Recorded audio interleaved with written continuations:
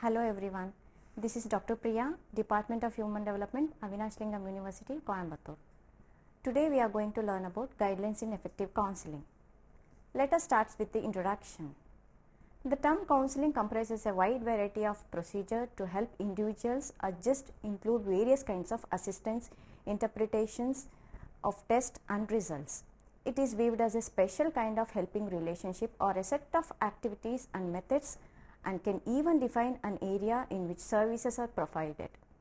Effective counseling is a two-way process in which cooperative efforts by both person giving counseling and who receiving it is called as a counseling process.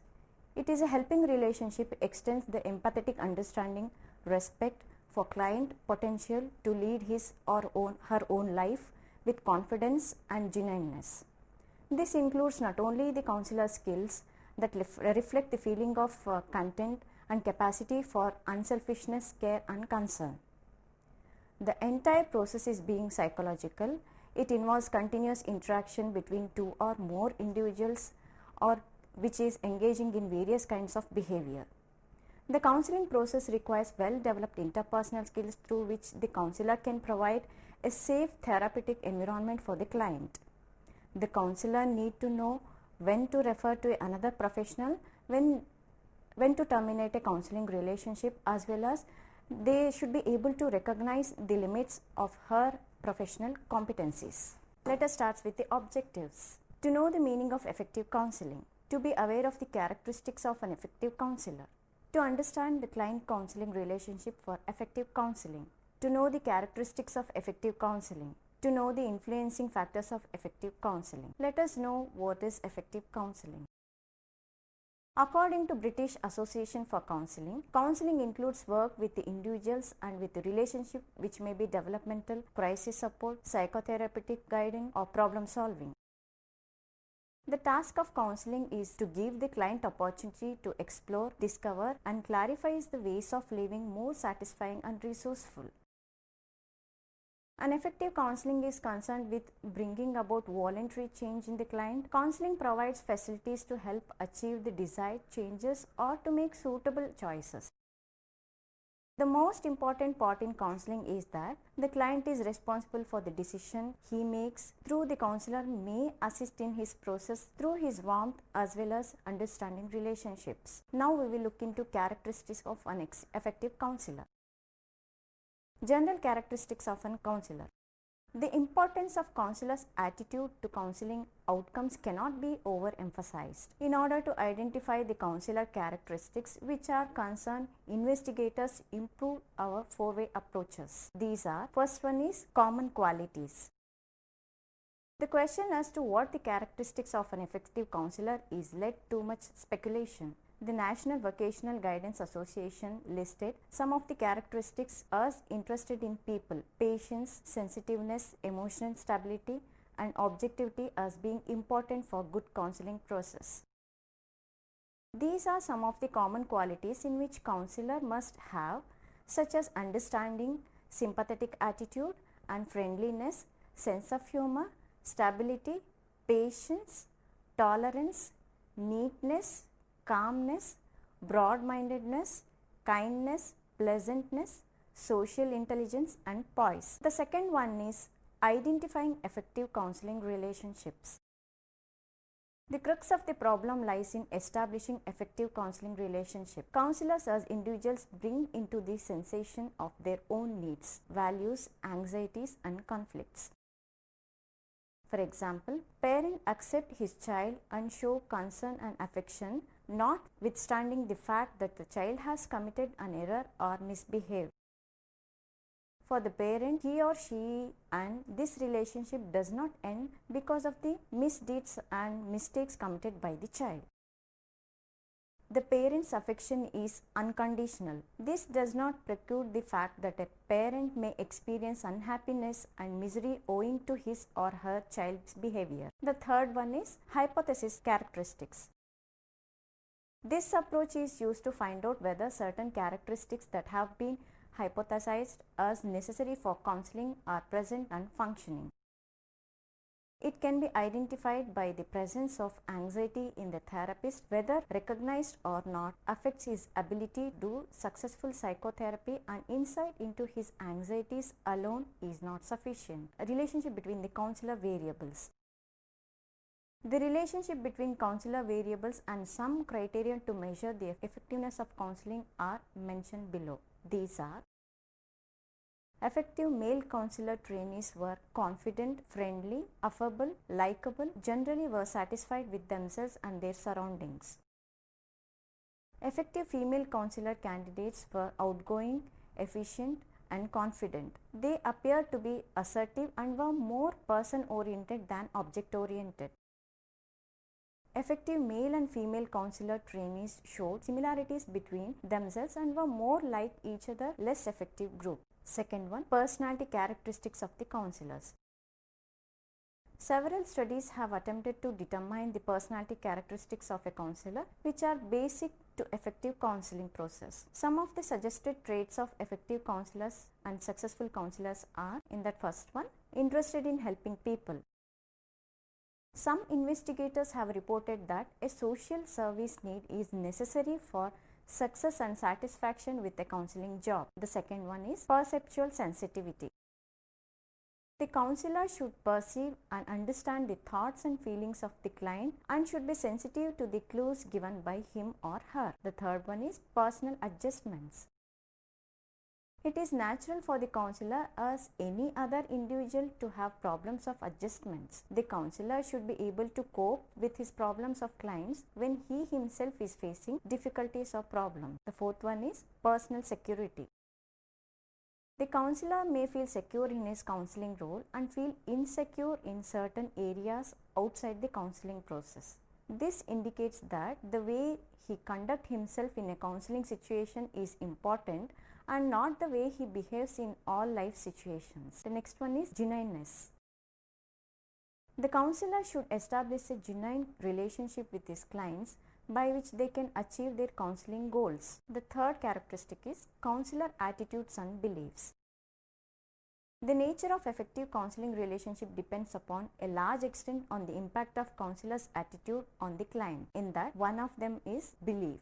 The dominant belief of the counselor should be that the client treated with dignity, equality, and individuality. The counselor believes in worth and value of the counselee. He believes in man's need for the freedom and liberty. Here, liberty means the power to strive for goals without any external constraints. Many counselors believe that counselees have the ability to deal efficiently with their problems or difficulties.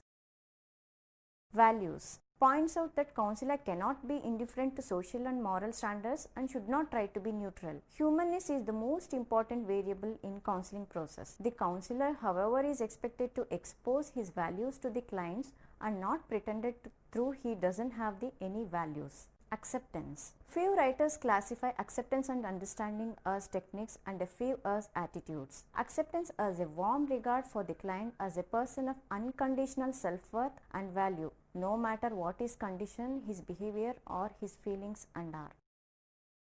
Understanding. This stresses the importance of understanding in the counseling process. He holds that counseling should be able to participate completely in the client's communication. Next, we will move on to client-counselor relationship. The core of counseling process is the relationship established between the counselor and the client. We had occasion to examine the attitudes of both the counselor and the client affect the relationships. It means of this relationship that the counselor and ideas that determine the behavior of the client. It also helps the client to recognize these feelings and ideas. This determines the quality of relationship and affects the progress of the counseling process. Relationship has immense effectiveness in counseling. It acts as a curative agency in his own right. Most clients do not have effective interpersonal relationships and therefore they are not able to make harmonious and self-satisfying adjustments. The counselor helps the client to make effective interpersonal relationships and to free from his unrealistic aspirations. In this role, the counselor plays a part of a teacher. Relationship as a hypothetical concern to designate the inferred effective character of the observable interaction between two individuals. It is necessary to examine the dimensions of the characteristics of this relationship a little more closely. Uniqueness and commonness, which comprises an important dimension in counseling process. At the outset, it should be recognized each client-counselor relationship is unique. No two individuals are alike, and hence it is not possible to have a generalized type of relationship. The unique factors for insane comprise counselor and counselee attitudes, beliefs, likes, dislikes, and physical characteristics, and home social backgrounds of the counselor and the counselee. Objective and subjective relationships.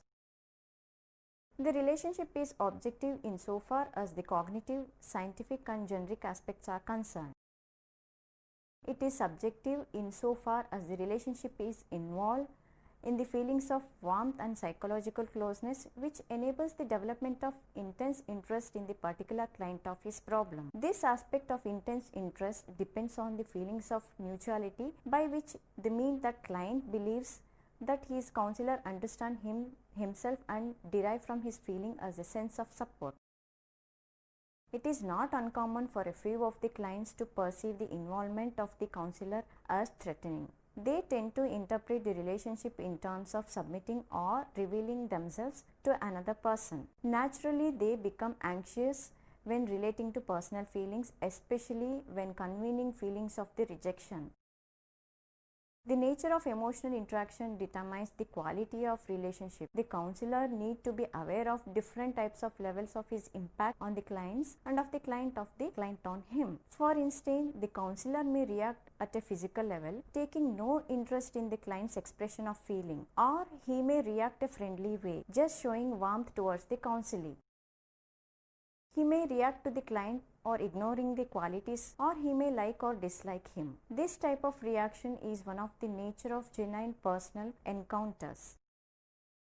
Further, he may react to a deeper level or responding to the emotional state of the client receives more attention in existential counseling. These are basically of two types: self-encounter and self-other encounter. In the former type of individual must understand himself both as a subject and object. The other encounter, that is encounter with the others, involves affection, friendship, empathy, and eros. In most human encounters, these four kinds of emotional relationship receive emphasis. In this kind of relationship, the counselor may get emotionally involved to make the client similarly involved with him. The basic concern underlying in this keen interest to help the client to overcome negative feelings of rejection or anxiety. Cognitive and cognitive relationships. The cognitive aspect of concern, exchanging of information and understanding the implications of various courses of action. The cognitive elements refer to the expression of feelings. There is a need for the counselor to interpret the client problem rationally. At the same time, the counselor realizes that action without knowledge would be of little value. Therefore, he has to encourage an understanding of feelings. Thus, balance has to be maintained between the cognitive and cognitive aspects. Responsibility.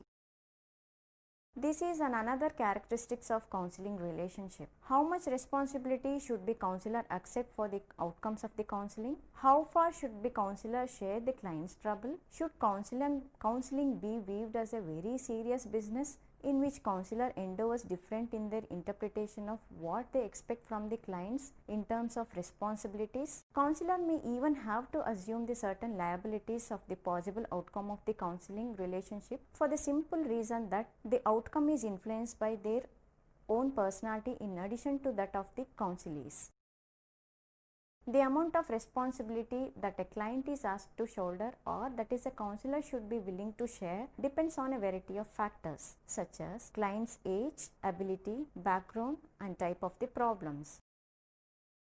It would suffice to state that mutual responsibilities have to be worked out in each case, taking all the factors into an account.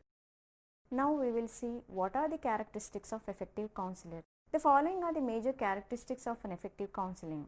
In that, counseling is a person-to-person relationship. It involves two individuals, one seeking help and the other one is professionally trained person.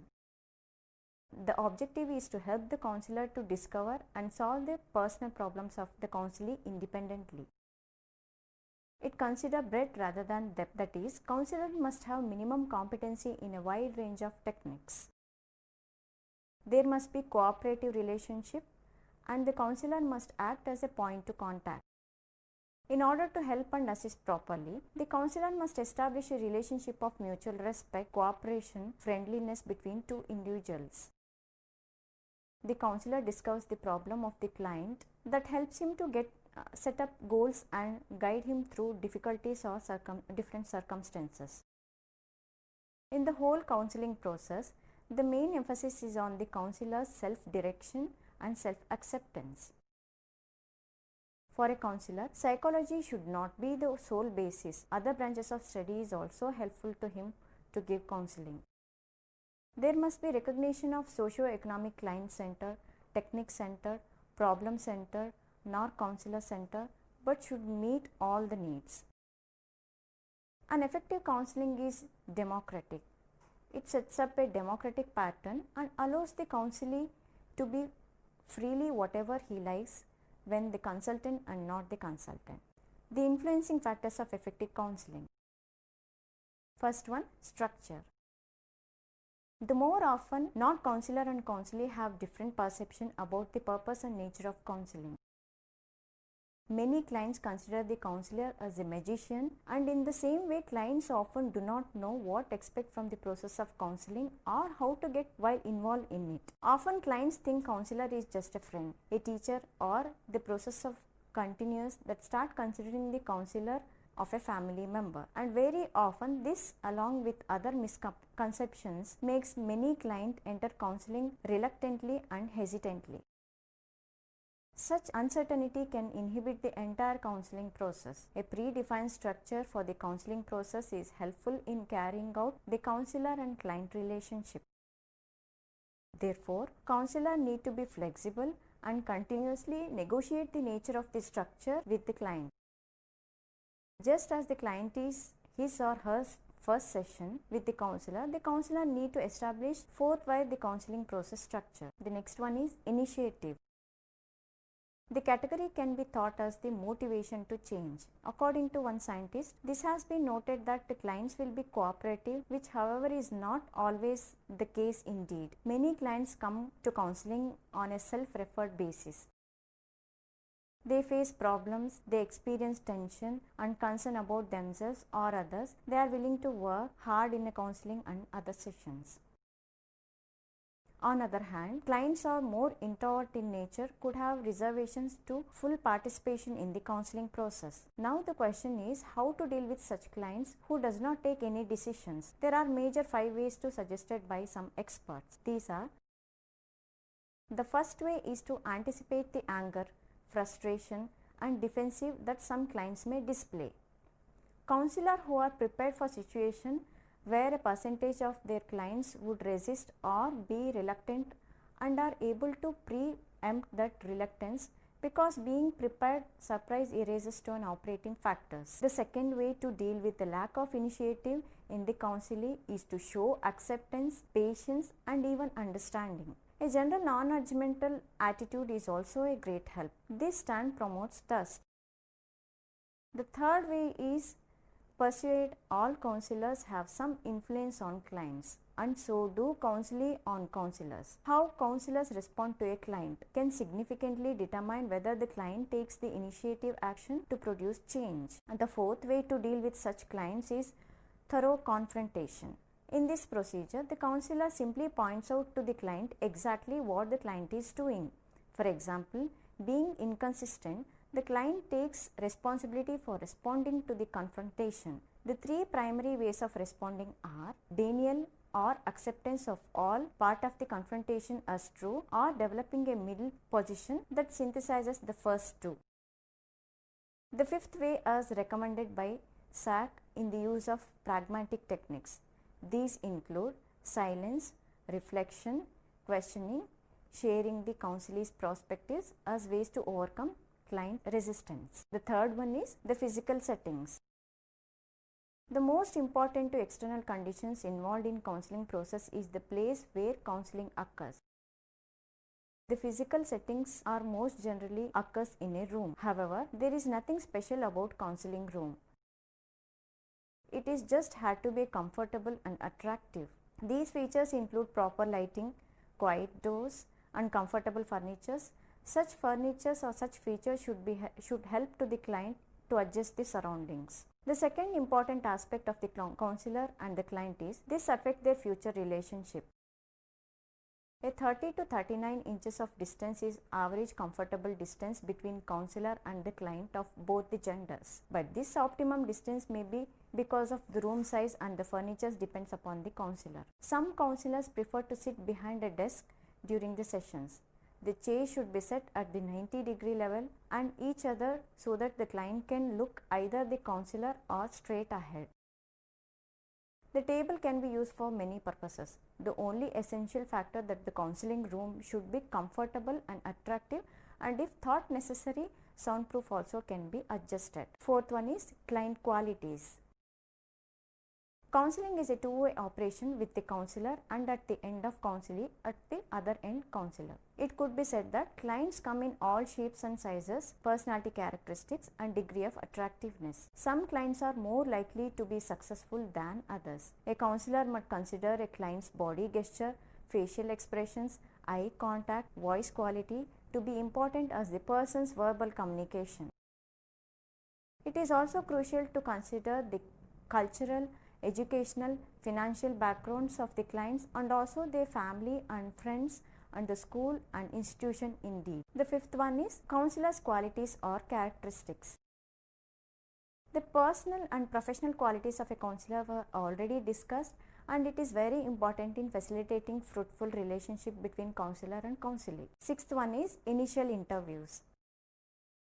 This is another important factor that influences the counseling process. In the first session, both the counselor and the clients work to decide if they want to or can continue the relationship. A counselor can quickly assess whether he or she is capable of managing to themselves. The primary aim of all interviews is to establish rapport between the client and the counselor and to continue the rapport. The seventh one is empathy. Empathy is the most important quality in a counselor, and empathy is the apprehension rather than the mere comprehension of the emotions of another individual. Empathy can be of two kinds, primary empathy and advanced empathy. Primary empathy is the ability to respond in such a way that it is apparent to both client as well as counselor. Advanced empathy is a process of helping a client to explore themselves and issues emotions of new to the client's awareness. The eighth one is exploration of goals. In counseling process, the counselor helps the client to explore specific areas and begin to identify goals that client wants to achieve.